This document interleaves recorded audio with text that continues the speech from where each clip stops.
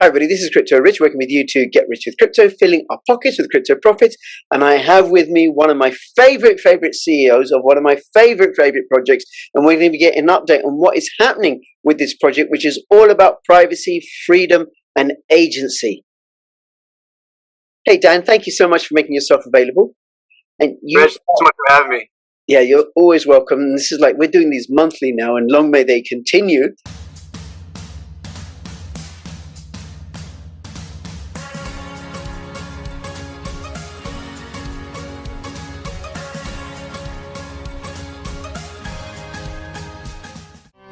Take the first step towards online privacy. Get NordVPN. To find the best cryptocurrency investments, check out Token Metrics. Use my affiliate link for a discount. Apollo have produced the ultimate hardware wallet for your cryptocurrency assets, probably the most secure hardware wallet going. Use my affiliate link and the code for a discount. Please follow me on Twitter and join my official Telegram announcements channel. Also, please follow me on bittube.video. You can also follow me on Odyssey. These are both censorship-resistant platforms, and every now and then I am going to post a video which isn't going to be on YouTube. We're getting an update on what's happening with dVPN. You are the CEO of Exidio. Exidio is the company that's using the Sentinel protocol to build all sorts of applications. And the first one is a decentralized VPN. That's right. That's exactly right. Yep. Anything you want to add to that? No, that's exactly right. And then we're also using other open source blockchains. So we're using the Cosmos SDK to build other tooling as well at Exidio. But we are heavily focused on leveraging the Sentinel network and building products for that. Yep. And what is Sentinel's dVPN? Sentinel is a peer-to-peer bandwidth marketplace.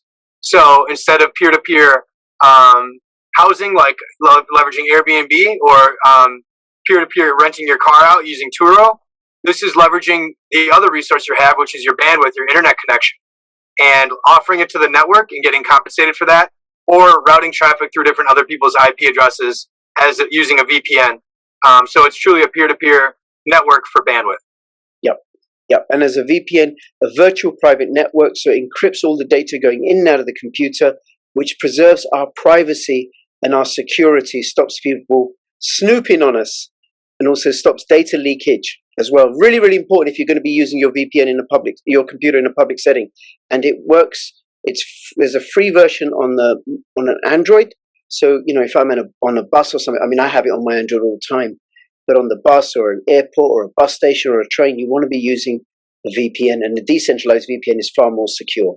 And the Android version is free, so you can just download it, start using it, and then we're going to be talking about what's coming down the line with the other versions, iOS and desktop. Okay, Friday the 24th of September was a very interesting day for crypto because Bitcoin took a big dump in response to an announcement from the Chinese authorities that all Bitcoin transactions were illegal. I think the Bank of China said this or something, right? So is this the first time, Rich, that we've heard something about China not approving of this industry? That's right. I think I saw a meme or a post or something, right? That the first time China said crypto was illegal, since then Bitcoin has risen $40,000 in value. So who knows how much it will rise, right? And I imagine strong hands and big players, long-term players who see the long-term vision, will be picking up more at this opportunity. Yeah, I think that we are people that are looking to provide freedom and access and opportunity for ourselves, right? And a sovereign currency that isn't under the regime of one government that's able to manipulate the currency is going to have value. And when one government tries to squash it, it's like water. You're going to squeeze it in your hand and it's going to flow to other places. So just like they did crypto, they outlawed mining in China, was that 3 or 4 months ago, or 2 or 3 months ago, and it's completely moved offshore. It's gone all over the world. It's the same thing is going to happen with crypto. You can't stop it. And so, I think that this is actually an opportunity to double down on our commitment to advancing this technology. Yeah. And there's something that you're pointing to that we talked about in a video with Alex Christopher. And Alex Christopher is one of the team at the Duran.com, and they're a news channel. They do really, really great political analysis. And we talked about the politics of decentralization. I think one of the points that I made, or maybe you made it, or somebody made it, right, is the nature of human beings it's in our design to struggle for autonomy and agency. Like, I want to have a say over my own life. You know, even I want to have a say over my marriage and how I am at home. And sometimes I resist what my wife says, right? Because I want to have a say, right? So I think it goes against human nature and design that where you have authoritarian states saying, no, you can't do this, human beings are like, well, we're going to do it anyway. Because banning something doesn't stop people from doing it. Murder still goes on. People still smoke marijuana in all parts, many parts of the world, despite it being illegal. And people will want to transact peer-to-peer, and cryptocurrency allows that. And a decentralized VPN is going to be a very useful tool for people to be able to have their own agency and their own freedom to act. So what do you think might transpire, you know, with regards to dVPNs and VPNs in China? I think that it's going to continue to grow in adoption, just like we've seen, right? These, like I said, this isn't the first time that China's made this type of an announcement. This isn't the first time that China's tried to clamp down on technologies that promote agency and freedom for individuals across the world. And people are going to find opportunities to take advantage of those technologies, whether they're technically allowed by the state or not. You know, every culture is different. Every value set is different. But you're talking, Rich, about our innate human nature.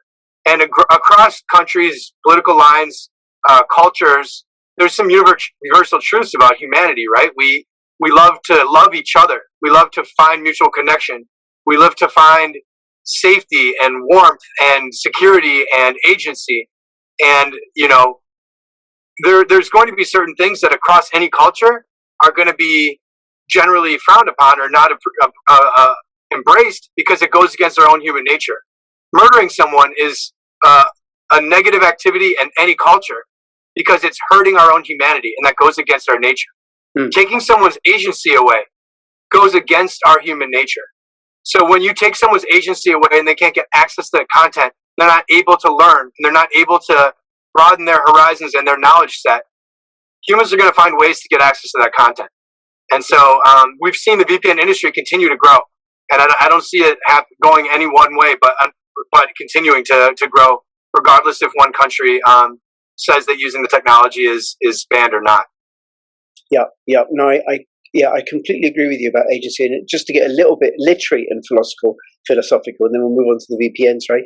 I remember reading A Day in the Life of Ivan Denisovich by Alexander Solzhenitsyn, and he was talking about, remember the bit where he was so proud that he'd managed to secret away a spoon, and that was his rebellion against life in a gulag. So it is, we will always struggle for agency. So then I can imagine, you know, in such a technically literate society as China, they're going to come up with solutions. They're going to invent their own. They're going to use what's available, like decentralized. Yeah, as we always have done. Absolutely. Yeah. Okay. Yeah. Now, you said the VPN industry is growing and growing and growing, which I believe it is. I've never done a video yet about the size of the VPN industry and stuff, and charting Sentinel in relationship to that. So can you say something about how much it's growing, how big it is, and what Sentinel's goals are in that marketplace? Yeah. So the marketplace itself is massive.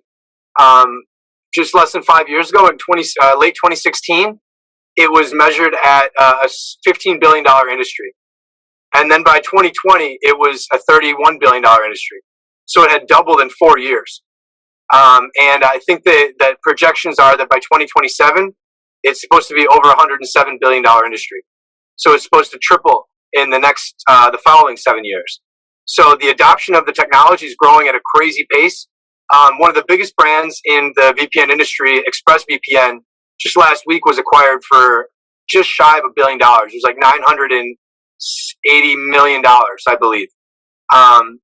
And actually, they're dealing with a lot of their own issues as a centralized company, and managing all their own servers as a VPN. The company that acquired them brought on their own executives, and one of them was an ex-intelligence officer doing spy and espionage work. So do you really want one of your executives of a company that's trying to promote freedom and access to content and privacy online, your executive to be a former spy? And there's been a lot of issues and a lot of frustration from other employees about their ethos. So these are all the issues you're going to get when you have one centralized company that's running a product that's supposed to promote privacy and freedom for the masses. So these are issues that the VPN industry truly has, and this is why Sentinel came into existence in 2018, was to address the issues with centralized VPNs and providing a peer-to-peer decentralized solution. Wow. And then, this person, this executive, may or may not have connections to the intelligence agency. We don't know. And then also we don't know what's happening with other centralized VPNs and what connections they may or may not have and what happens with the information that they store on their servers. Exactly right. So how does a decentralized VPN mitigate against all that? Yeah, so it's peer-to-peer. So there is no servers that like a company owns.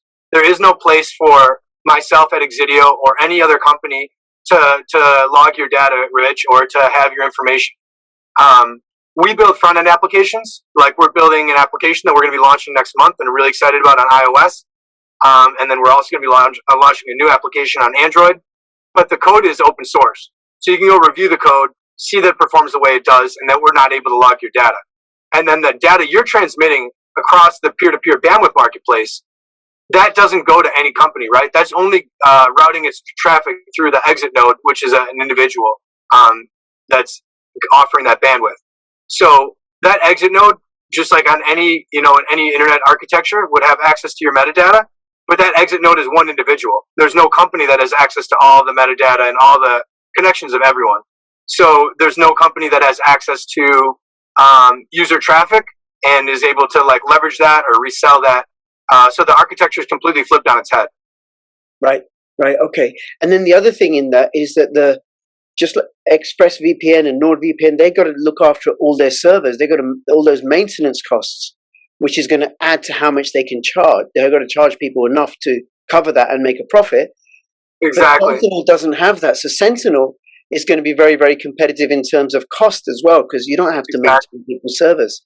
It's just like when Airbnb first was coming up, it was way cheaper than the hotels, right? Or Uber was cheaper than the taxis. Because you're using existing infrastructure that people are already paying for, existing resources, and bootstrapping that at a peer-to-peer level and bringing the value accrual back to the end user, back to the participants in the network, than to the company that is charging way more than they need. Hilton needs to maintain all of their own buildings. Airbnb doesn't own a single freaking building. They're just a company, and they say, oh, we have all these empty houses, all these people that want to rent out their extra space. Let's leverage that and build a marketplace for it. But then Airbnb now is a centralized company that can take control and can shut down the network and can, participate in surveillance. Whereas in this network with Sentinel, there is no company that can do that. But it's the same model of leveraging a peer-to-peer network. Yeah, and just on that, for people who aren't familiar, and what you can do is join the Telegram group if you have any questions and and concerns and you want to find out more, is that with using the app, there's no sign-in. I don't have to give my email or anything. I just download it, install it, and at some point when moving to paid versions, then the cryptocurrency that I'm using will be the sign-in. Exactly right. Yeah, so it's completely exactly right. Very so cool. It's all about providing access and autonomy and privacy for individuals versus tracking and managing data. This is about giving the privacy rights back to the individuals and also the value accrual for people that are participating in the network to go back to the participants in the network. Right, and then people can use a decentralized VPN to go and access exchanges in different localities or whatever if they wanted to transact with cryptocurrencies, even if those exchanges are banned from transacting in a particular jurisdiction. And the iOS app is releasing when? It's going to be releasing in just 10 days. We're really excited. It's been a long time coming. So, more info when that all launches. But it's been a lot of work in the making, and I'm really excited to bring it to everyone and get it in everyone's hands and start using it. Great. Okay. Now, just on that, what if Google Play Store or the Apple Store were to say, look, we're not going to allow access to these apps? Yeah, so there's always ways, right? Then you can host it on your own independent server and be able to download the application and install it that way. You can host it on GitHub.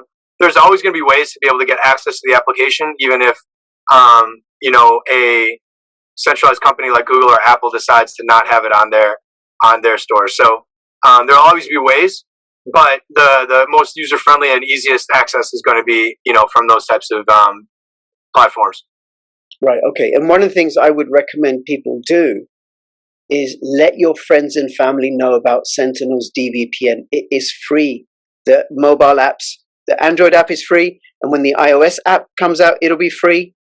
That may change at some point in the future, but right now it's free. So you get free privacy and free security for free.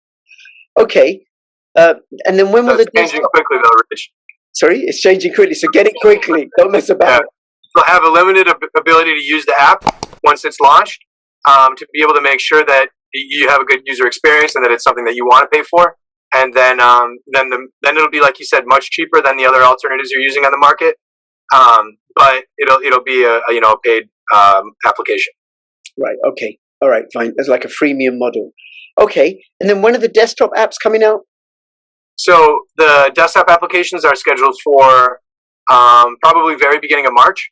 And that will provide far more access for people to have it not just on their phone, but on their computers. We'll have iOS, where we'll have Mac, we'll have PC, and we'll have Linux. And then we're also launching an application to be able to provide bandwidth of the network natively on desktop as well. So still a ton of products in the works, but we're really excited about the iOS launch, getting that in people's hands. Another thing that is really exciting is today, Sunday, the announcement has gone out. We are going to be trading on Kucoin. The Sentinel token has been in demand. There's a lot of people who want to get access to it. A lot of people in our community have said that they would love to be able to trade the token on Kucoin and be able to share it with their friends, because a lot of their friends use Kucoin. And so the global adoption, like you were talking about earlier, Rich, of technologies that provide access and agency is also increasing for access and agency to the token. So I'm really excited about this. It's been high quality exchange. I've used it for years. And it's something that now we're going to be able to bring this token and exchange to many more people. So millions of more people that use the Kucoin exchange will now be able to trade the dVPN token and get access to the dVPN circular economy, bring the token in and be able to pay for your usage of the applications and be able to get access to decentralized VPN, be able to use the token now to stake it and earn staking rewards, participate in on-chain governance. There's so many things you can do once you enter into the Sentinel ecosystem. And this is another way that we're bringing a lot more people into the ecosystem. So I'm really excited. Kucoin's been a great partner, and I'm pumped to see the Chinese community doing an AMA, the Kucoin Spanish community doing an AMA, and people around the world getting excited to access the token and getting more liquidity. Yeah, that will be fabulous, because the token has been doing very, very well because people hold it. I don't let go of my dVPN because I hold it, because I stake it. And you do want to be staking it. And if you hold dVPN, it's very easy to stake in the Kepler wallet. There's something like 50 to 60%. So it going on a top tier exchange like Kucoin is going to increase the liquidity, increase the awareness, bring even more people into the dVPN fold and start preserving their privacy. That is fabulous. Okay. Anything else you want to say about that? Because there's also your alliance with Panther that I want to mention. Yeah. So Panther Protocol have been awesome. They're a privacy-focused layer 1 blockchain, and they're focusing on bringing a lot more solutions to privacy. Anish is a genius. The CTO there, he's led a lot of initiatives around kind of the cutting-edge technology for zero-knowledge proofs. He's kind of been helping develop that entire field. I've met with him. I had lunch with him, and he's someone that I'm really impressed with. So privacy-preserving tech is something that I'm always looking to get involved with, and we're partnering with Panther, and they're going to bring out different applications to market. One is going to be their end-to-end encrypted wallet, and they're going to be having the dVPN token also accessible on that wallet. And excited about our growth with Panther Protocol. That is fabulous. Very good. And I did a video about that announcement, Panther Protocol and Sentinel. And I don't know much about Panther, but I'm going to be reaching out to them for an interview, and I hope they respond with a yes. Yeah, you should talk to Anish, but you're going to have to take a lot of notes. Yes, because I'm curious to know, because I know dVPN have on the roadmap that people will be able to use Pirate Chain to pay for the dVPN service, but that's some way down the line. So I'm interested in what privacy features Panther Protocol can offer with their ZK Snarks technology and their ZK Snarks wallet. That will be very, very cool. Even more privacy. And just to mention, I didn't say this before, Sentinel is one of the founder members of the Blockchain Privacy, Security and Adoption Alliance, a group of 9 projects that work together, collaborate to promote privacy, security, and adoption in the crypto space. So that's great about Panther Protocol and Kucoin and the new app coming out. Anything else? No, Rich. I'm excited about getting people trading on Kucoin, getting people participating in staking, getting people participating in governance, and then also using the decentralized exchanges and putting your dVPN on Osmosis, trying that out. Sif Chain, I know you did an interview with them. They have a really exciting decentralized exchange. The Cosmos ecosystem is booming right now, and we'd love people to get involved. Join our Telegram community, ask questions, connect with me, and continue to look for agency and privacy online because it's our human right. Absolutely, absolutely. Thank you. And the Sif Chain interview is in line, just so you know. So everybody should subscribe. So I've got it arranged. Going to record it and post it at some point. So please do subscribe, comment, and like. And also, Dan and I are going to be on Alex Christophorou's channel, which is, I think it's got over 30,000 subscribers, which is really great because it's a non-crypto channel. And because there's something about VPNs, dVPNs that make a difference to human beings, it's a positive political feature. So, and privacy is a human right. No privacy, no freedom. Dan, thank you so much. Really, really appreciate it. I look forward to having you on again in a month's time. And I will be doing other videos about Sentinel because this is a project very close to my heart. And for everybody who's watching, please keep filling your pockets with crypto profits. This is Crypto Rich and Crypto Dan signing out. All the best. Bye-bye.